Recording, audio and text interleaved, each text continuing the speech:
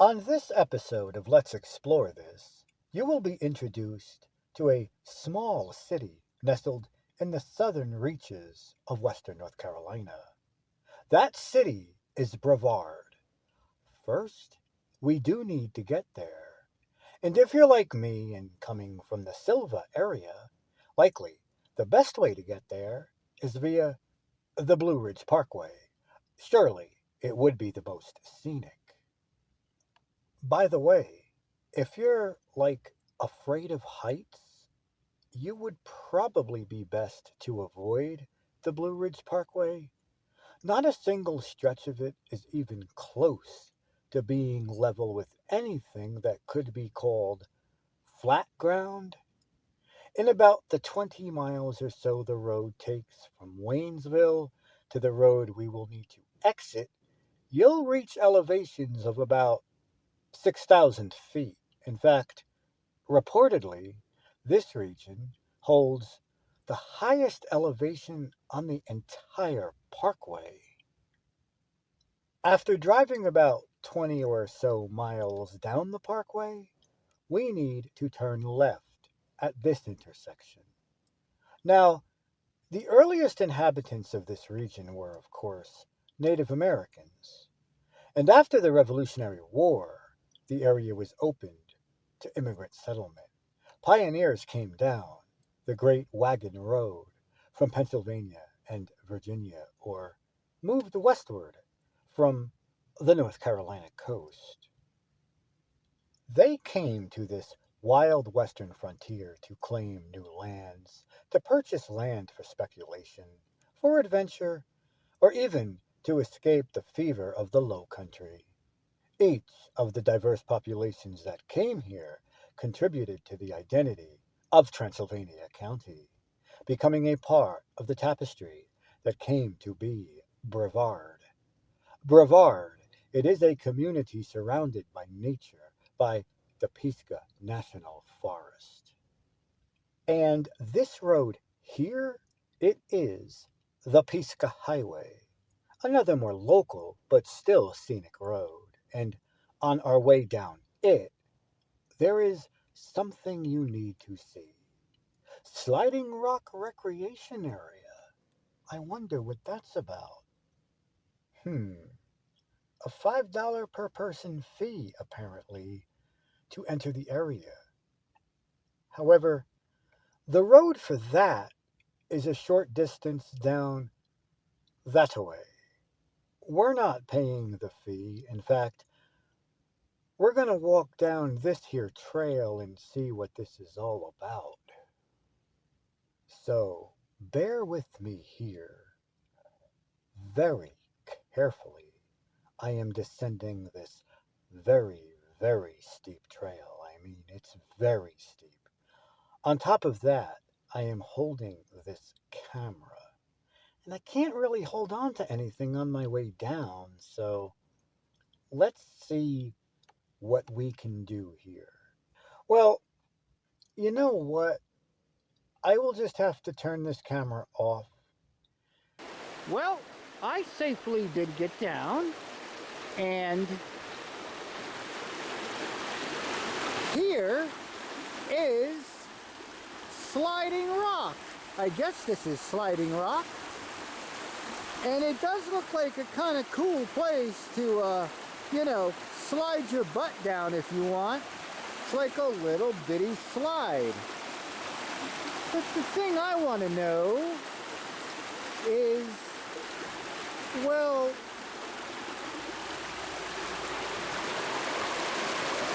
what river are you? Apparently, it's on this creek called Looking Glass. Huh.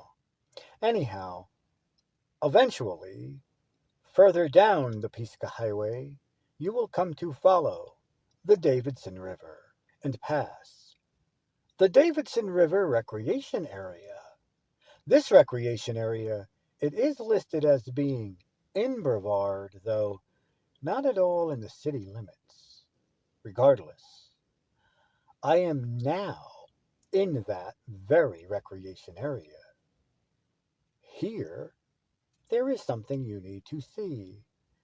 This trail, it is not like any trail. You see, this trail, it is named Exercise Loop Trail. That means, I guess, this is the trail for people who live in the area, tourists, locals alike, I imagine, where they can get their cardio in. Beyond that, though, it is a relatively beautiful trail. It follows the Davidson River. Still, though, we have yet to reach the little city. Not far from this recreation area, you will come across this intersection. Here, we need to turn right. Before we do that, though, this must be said. Brevard, it is sometimes called the land of waterfalls, as this and this brochure illustrate. However, most of those are not exactly as close to the city limits as you might originally think. You see, this here is a map all the way from Highlands to Brevard along Route 64 and up along the Pisgah Highway. You can find lots of waterfalls of all shapes and sizes.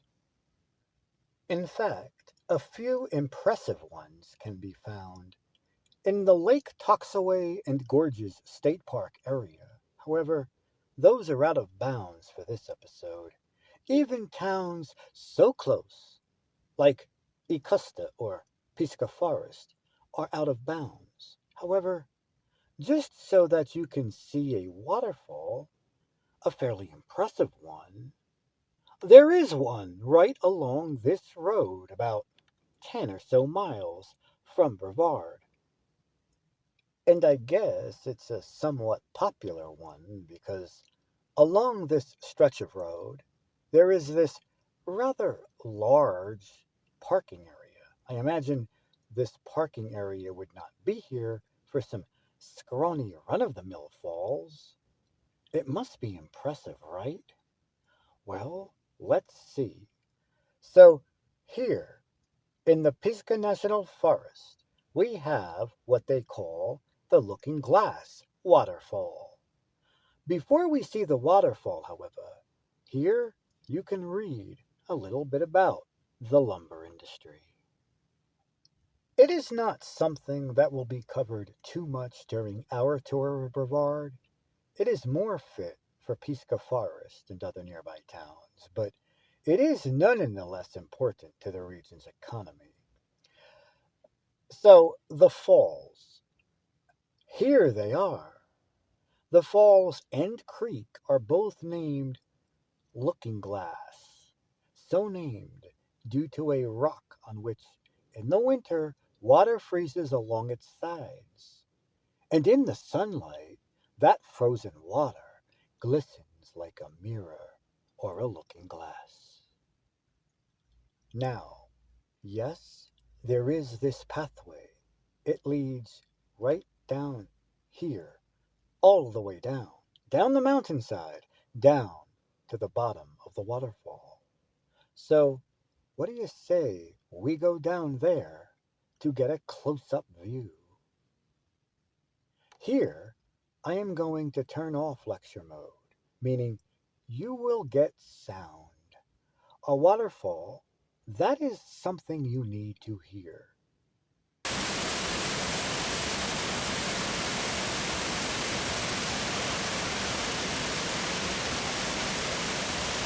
And over here we have a sign, don't move the rocks. Moving the rocks will destroy the homes of many important fish, insects, and salamanders. So I guess fish and salamanders and that probably lay their eggs beneath a lot of these rocks here. I mean, you would have to be pretty strong to move these. I mean, they're big boulders. Hey, look, they probably came down from up there and they just fell down here over time.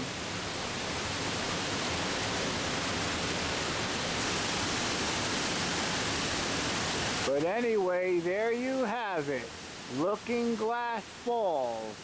Just one of a number of waterfalls in Transylvania County. Awesome, huh? Well, before Transylvania ever became a county, manufacturing in this region, it was a family enterprise. The Gillespie family operated a gunworks in East Fork, about 11 miles south of Brevard. There was Jimmy Neal, who made fur hats here in Oak Grove, and Fleming Whitmire, maybe this person, he built wagons in Middle Fork. During the Civil War, the Davidson River Iron Works, operated by George Shuford, became an important source of military supply for the Confederate Army, or for the mill it was mined on the nearby Boylston Creek. Nearby, yes, but still out of bounds for this episode. Here, though, at the Davidson River, we are in the Icusta and Pisgah Forest area. You're seeing it here only because it is on the way. Back now to this intersection. This road here, it is the Asheville Highway, and not too far down you will come to this fork here, with the road extending that away being the old Hendersonville Highway. Here we have already entered the little city, with the road now being called Broad Street. After going straight for a short bit, it should be safe to say, at this intersection with Main Street, we have reached the city core. And so, after the Civil War, speculators bought land here for as little as $1 an acre from the war impoverished native landholders who were not aware of its true value. Families who needed money to pay delinquent taxes and restock the farm sold thousands of acres, which was used for timber harvesting and mining. Within the city of Brevard, there are two recognized historic districts and a number of recognized landmarks. All of those are eligible to receive their own episodes. For this particular episode, we are going to be focusing on a more generalized history of the city. The document for the Main Street Historic District will be used, given it provides the most in-depth analysis of how the city began. What will not be covered, however, is the architectural context. That is for another episode that deals directly with the Main Street Historic District. Of course, though, you will most certainly see a number of sites within the city. Maybe a brief description of this or that building may be included. That all depends on what that part dealing with the historic background provides. Firstly, though, we need to talk about the county itself, like, what's in a name? After all, why name a county after where Dracula lived? Is the county that creepy?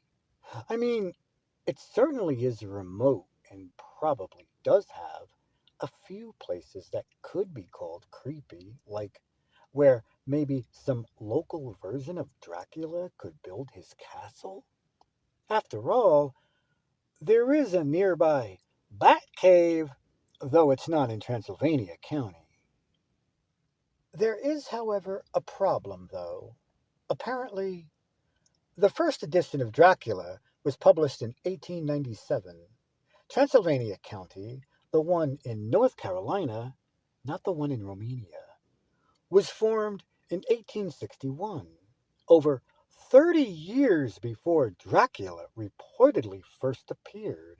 So, It then really couldn't have any relation, could it? I don't know, but reportedly the name Transylvania, it is derived from Latin words meaning across the woods. Interestingly, the name holds the word silva, which means woods, many miles away in another western North Carolina county. The town of Silva can be found. Apparently, though, its name has nothing to do with woods. Reportedly, it was named after a person. Some even say that's a mystery. Okay, so Transylvania County, the one in North Carolina, it was formed on February 15th of 1861 from parts of Henderson and Jackson counties. This little city of Brevard, it was selected as the county seat soon after, but was not officially incorporated until 1867. It was named for Colonel Ephraim Brevard, a Revolutionary patriot.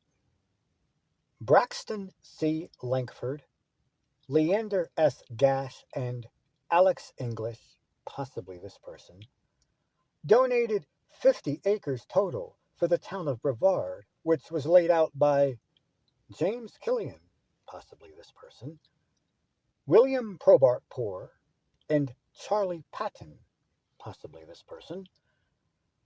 Land for the public buildings and 3 churches were set aside. The remaining lots, they were sold at public auction. The original layout of the town centered around the intersection of Main and Broad streets, forming what came to be known as the public square. In the summer of 1928, North Broad Street was paved down Jailhouse Hill, a hill which I assume refers to the stretch that extends north past the courthouse. The dirt was moved with horses and drag pans. Yes, this photo here, it is reported to have been taken in the summer of 1928. You know, though, 79 lots fronting 10 streets formed the core of the downtown, most of which are now within the boundaries of the nationally recognized historic district. The first courthouse, it was a small wood frame building completed in 1866, built by contractors George Clayton, possibly this person, and Ephraim England, possibly related to this person. Only a few frame houses and commercial buildings existed in the town by 1867, and at that time the population, it was just a mere 50 residents. Both this photo and this photo are from the 1880s. Due to the economic difficulties which resulted from the Civil War, this present brick courthouse, it was not completed until 1874, the first brick structure to be built in the town. With the completion of the county courthouse, Brevard, it rapidly became the governmental and political center of the county. Yo, look, I found a crosswalk in the form of a piano.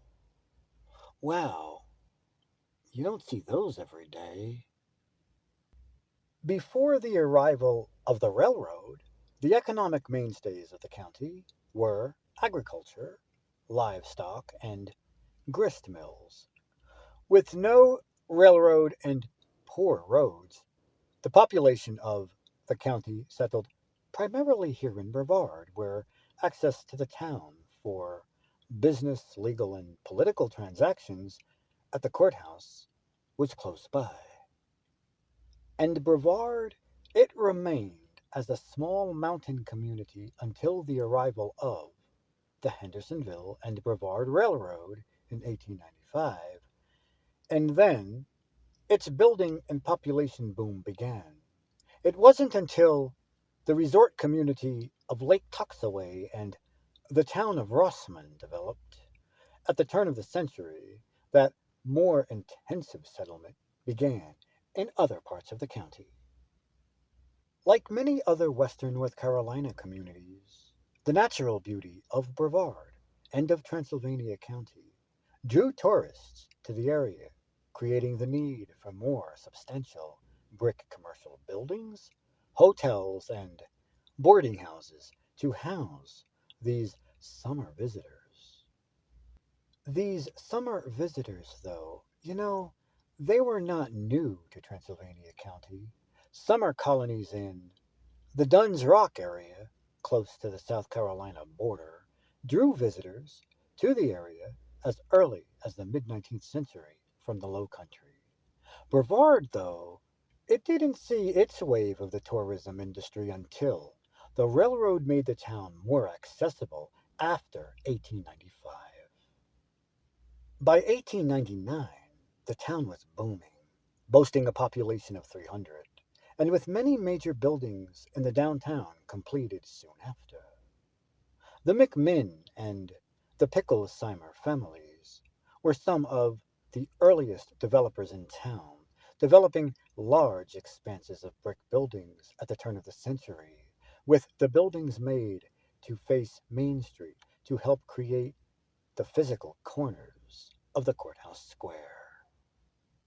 Yes, these buildings were the first to begin replacing the earlier wood frame structures, indicative of the rise in economic prosperity for the town. In 1899, lots in town sold for $300, and two trains arrived daily. By the way, this building here, built circa 1905, is part of the so-called Picklesheimer block, and this building, it is the McMinn Building, a structure dating back to 1899. In fact, the McMinns developed this building at the northwest corner of the square, and soon thereafter, this hotel, the Atherwold Hotel, on the southeast corner, and the Picklesheimer family, they developed the row of buildings here at the southwest corner of the square. And the 1881 courthouse, well, it sits here at the northeast corner. According to the 1903 North Carolina Yearbook and Business Directory, the population of Brevard increased to 584. There were 5 hotels and boarding houses, 1 bank, 1 barber shop, 3 blacksmiths, 1 bookstore, 3 contractors, 6 clothing stores, 1 dentist, 5 physicians, 1 furniture store, and much more.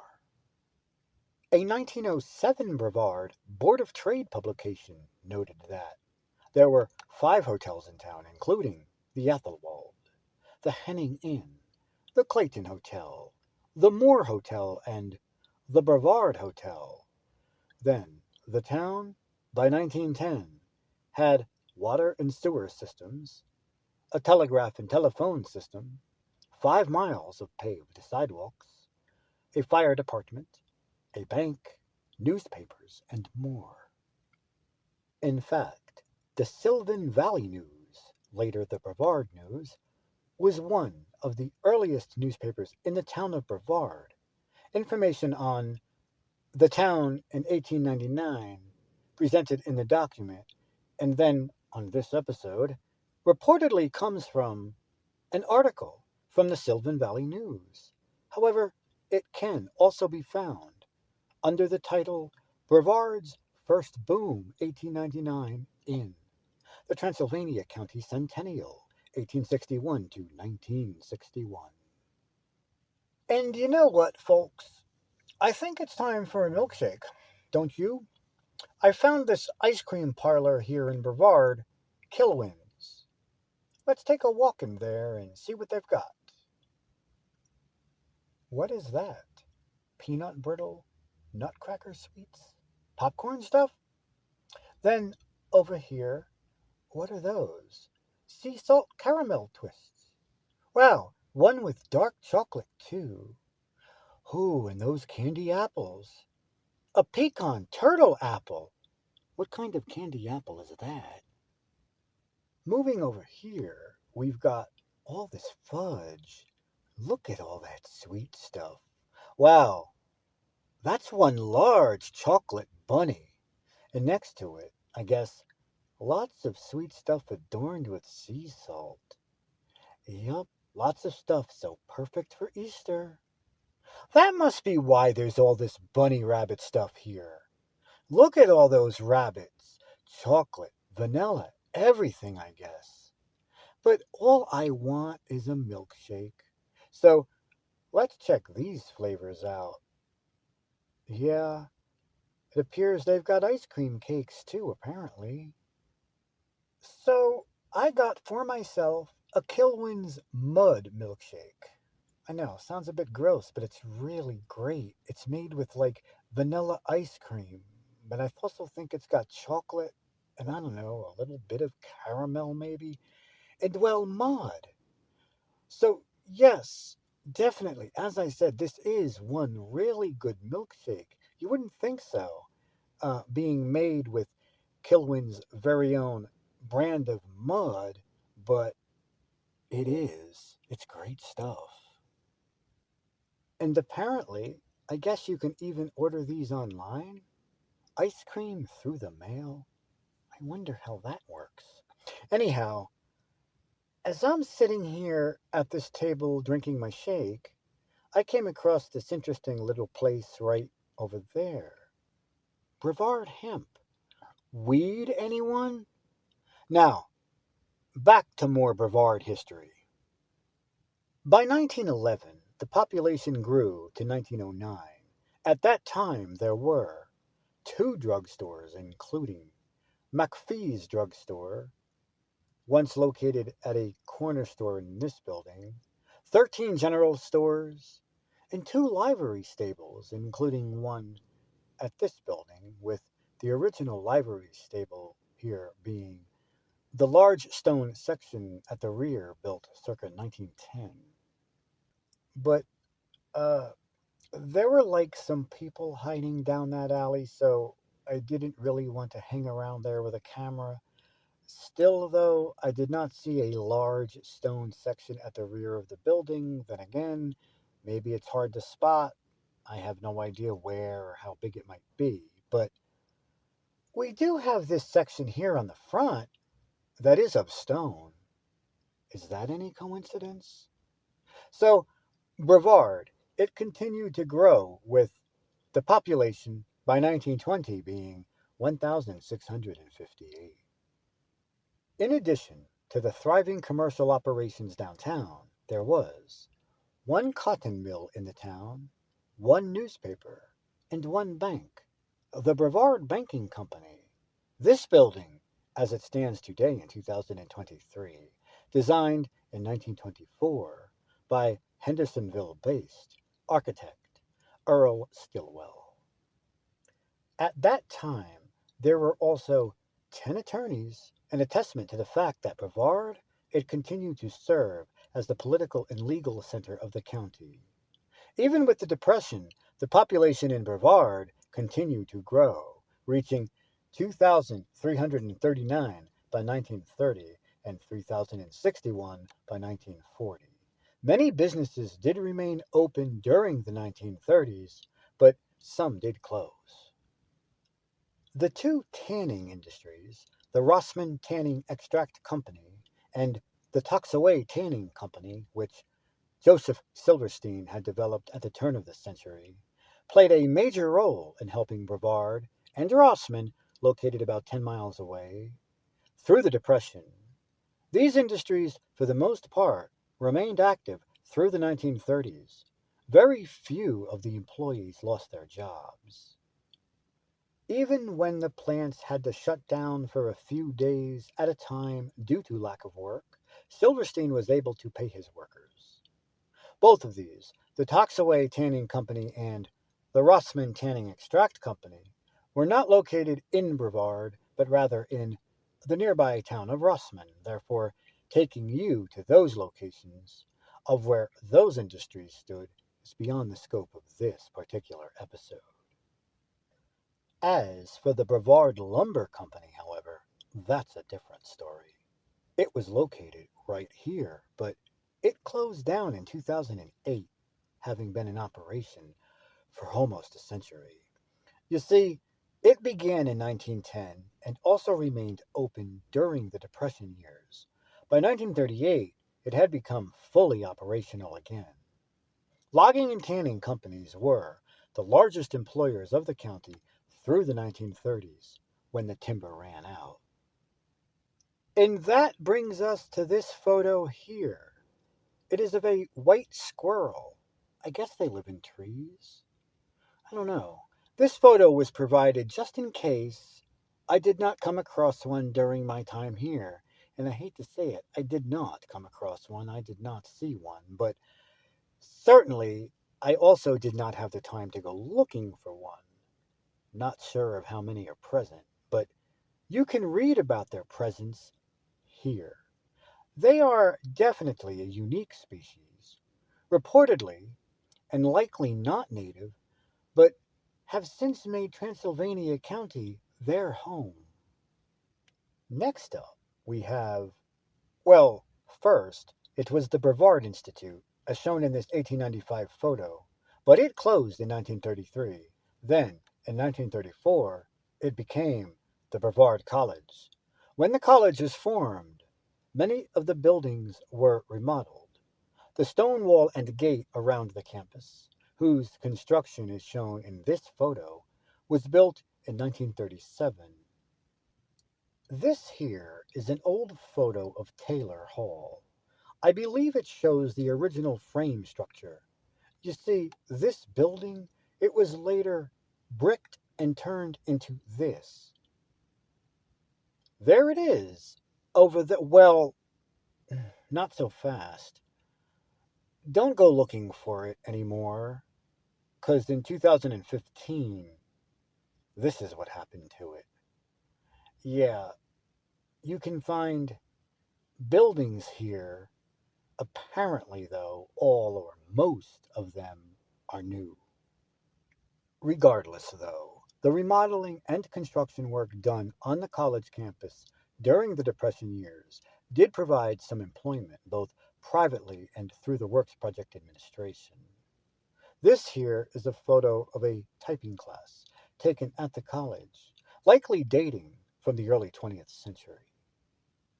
And then we have this, an old photo, also of a class in Brevard College, this one being of a home economics class, beginning as an elementary school for girls called the Epworth School. It eventually came to allow boys. Now, with Brevard College out of the way, we can move on to another school. In 1928, a frame building was constructed as an elementary school to house African American children, a Rosenwald school. A frame school building burned in 1941.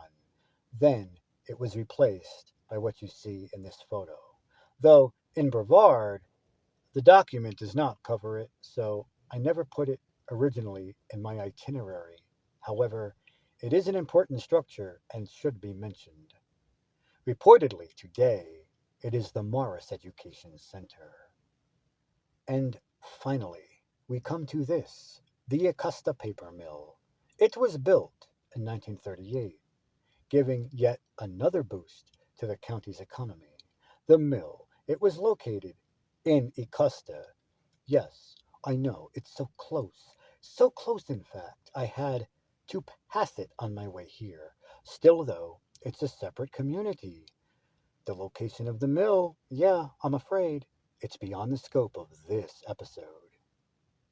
While economic conditions in the county were not the best during the Depression years, as was everywhere in the country, the fact that many people remained employed did help businesses in downtown Brevard to stay open. During the late 1930s and early 1940s, federal work programs in the form of the Civilian Conservation Corps and the Works Progress Administration did begin to assist others in need. Transylvania County was an ideal place for the Civilian Conservation Corps to work, since there was extensive forest land for Corps training camps and forest rehabilitation work, which needed to be done in overlogged areas. The Blue Ridge Parkway, a portion of which does run through the county, was also started in the 1930s as another Conservation Corps project. So, folks, here I am not exactly certain if I am standing in Transylvania County or not. I don't think so. Still, there is something here along this stretch of the Blue Ridge Parkway that you do need to see. There is an overlook here called Glassy Ridge Mine, elevation 5,250. Wow, that's high. But tell me, where is the mine? If I walk down there somewhere, will I find the entrance to a mine? I want to know because I want to explore a mine. However, today, even if I did find it, I would have no time for that, and it would almost certainly be beyond the scope of this episode. I would have to put it away for another. But as in most communities throughout the country, World War II did significantly boost the economy and assist greatly in full economic recovery. Downtown Brevard, it experienced another wave of development into the 1940s and early 50s when many buildings, such as this one, were remodeled in that style of the day, and new businesses opened downtown. Movie theaters, a bowling alley, and a skating rink, which were located in downtown buildings, indicated the continuing social center role downtown Brevard came to play for the local community. Yes, at one of the corners here of Broad and Morgan reportedly once stood a skating rink. Hell, the Sylvan Valley News had an ad for it way back in 1908. Okay, folks, somebody has to answer this question.